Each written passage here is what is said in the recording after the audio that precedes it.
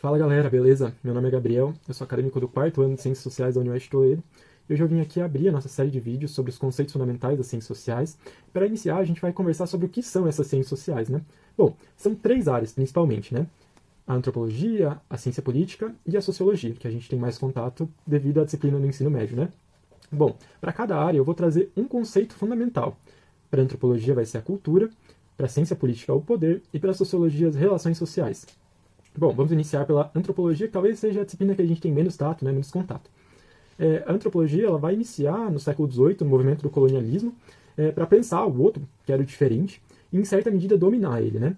Nesse momento, a cultura ela era pensada como uma linha única, né? Uma única cultura em diferentes estágios evolutivos. Então, o ser humano era o mesmo, né? Ele só estava em estágios diferentes de desenvolvimento da cultura. Né? Bom, tinham os primitivos, os bárbaros e os civilizados. Os pesquisadores eram europeus nesse momento, então os civilizados eram eles mesmos, né? Eles se categorizavam dessa forma. Bom, já no início do século XX, os pesquisadores eles efetivamente vão conhecer esse outro, né? Vão viver com ele, e aí a cultura ela vai passar a ser entendida como uma forma de vida, né? E o outro vai ser pensado a partir dos seus próprios termos, então a cultura ela vai passar a ser relativa. E vai também ser tratada como um aprendizado desses diferentes grupos sobre eles mesmos, né, que vai ser exteriorizado.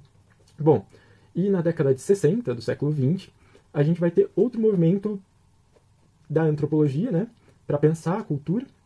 Bom, nesse momento, esse outro, que era considerado diferente, né, exótico, em certa medida, ele já foi desnaturalizado praticamente, porque o contato dessa população ocidental se espalhou pelo mundo todo, né, num movimento de globalização muito rápido. Né? Na década de 60 também, nesse momento, a cultura ela vai ser pensada como uma acumulação de padrões simbólicos. Né? Ela não vai ser mais um adereço da existência humana, mas sim uma forma necessária, uma condição necessária para a existência humana. Né? O que nós seríamos sem a cultura. Né? E, bom, no final do século XX, início do século XXI, no contexto do fim da Guerra Fria, a globalização ainda mais intensificada, e os avanços na comunicação, além da sociedade neoliberal, né, que também é uma sociedade de risco, já que a gente não tem as mesmas garantias do estado de bem-estar social, a cultura ela vai ser pensada, novamente, ela vai ser pensada como um processo acumulativo de toda a experiência histórica desses indivíduos, né, que estimula a ação coletiva desses diferentes grupos. Né. Seria a lente pela qual os indivíduos veem o grupo. O ser humano seria produtor e produto da sua cultura. Então a gente vê como o conceito ele é móvel no tempo, né? Como ele se transforma. Mas não necessariamente a existência de uma dessas perspectivas substitui a outra, né? Elas meio que se sobrepõem. A gente pode refletir sobre isso em outro momento. Bom, a ciência política ela vai iniciar as suas discussões num movimento muito inicial, ainda não chamada como ciência política, a partir do Maquiavel. Né? O Maquiavel ele vai pensar a partir de um conceito que eu sempre esqueço e eu anotei aqui. A partir do realismo. Então ele vai pensar a política efetivamente como ela é. Né? Bom, por que isso é importante? Né? Porque ele vai mostrar como o governante faz para manter o poder. Qual o traquejo desse governante para que ele consiga manter o poder. Né? Então, para Maquiavel, o que vai ser essencial no pensamento vai ser o poder político, em certa medida. Né? Principalmente, a gente pode dizer. Então, ele vai pensar os mais diversos motivos da avidez humana, né, da sede de glória, do desejo de posse, de lucro e de poder. Então, a ambição pelo poder ela é central para Maquiavel. Né? E aí, a gente vai ver como essa ideia do poder ela se desloca. Né? O Maquiavel ele inicia esse movimento da ciência política, né, no século XV. E um autor contemporâneo, agora no século XX, o Michel Foucault, ele vai pensar como o poder ele sai dessa esfera, ele tira, o Michel Foucault é fantástico, ele tira da esfera do poder político e demonstra como o poder ele atua nas nossas relações. Né? Os autores anteriores a eles pensavam muito no poder da instituição, né? Mas não, o Michel Foucault ele vai pensar o poder que transita entre nós. Isso é muito interessante. Ele vai pensar, ele vai fazer uma retomada desde a Idade Média, né? Vai pensar as relações entre o direito e as relações de poder. Né? E ele vai analisar como a elaboração do pensamento jurídico está vinculada ao poder real, né? E ele não vai pensar esse poder estrutural, né? Do rei pra gente. Ele vai pensar o poder entre nós, entre eu e você que está me ouvindo agora. Como é que isso se dá? Isso é muito interessante, né? Então a gente vê esse deslocamento do poder das instituições para um poder na microestrutura, né? Entre nós, os indivíduos normais, os mortais, né? E, bom, a gente vai pensar a sociologia a partir das relações sociais. Existem duas perspectivas, não vou dizer essenciais, mas muito importantes para a sociologia, né?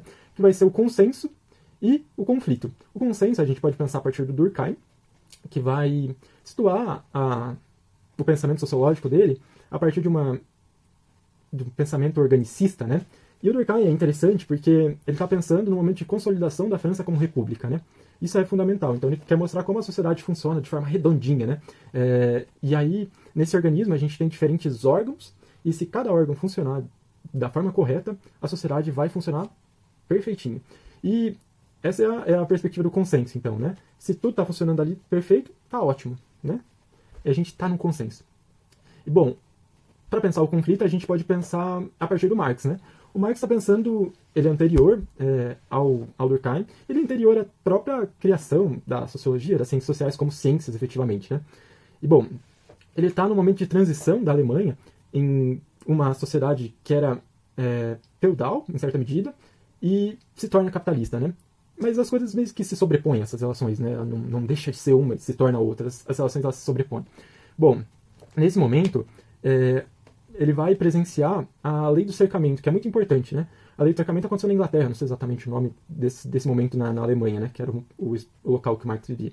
Bom, a lei do cercamento é uma lei que retirava as terras comuns dos camponeses e tornavam elas judicialmente cercadas e com um dono, né? Então os camponeses eles não podiam mais ir lá e plantar e pegar madeira para não morrer de frio no inverno. Necessariamente eles tinham que ir para a cidade e trabalhar. E eram jornadas de trabalho muito exaustivas, né? Eram cerca de 16 horas.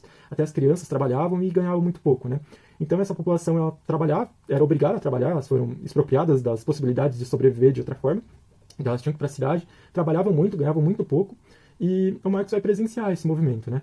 Então ele vai observar a partir da dinâmica de classe, né, que necessariamente as pessoas têm que trabalhar, então os proletários têm que trabalhar para os burgueses, né, que são os donos das fábricas. E essa dinâmica dessa relação de classe vai produzir a sociedade, né, que é uma relação antagônica. E bom, para o vídeo de hoje é isso. Eu espero ter ajudado vocês com alguma dúvida.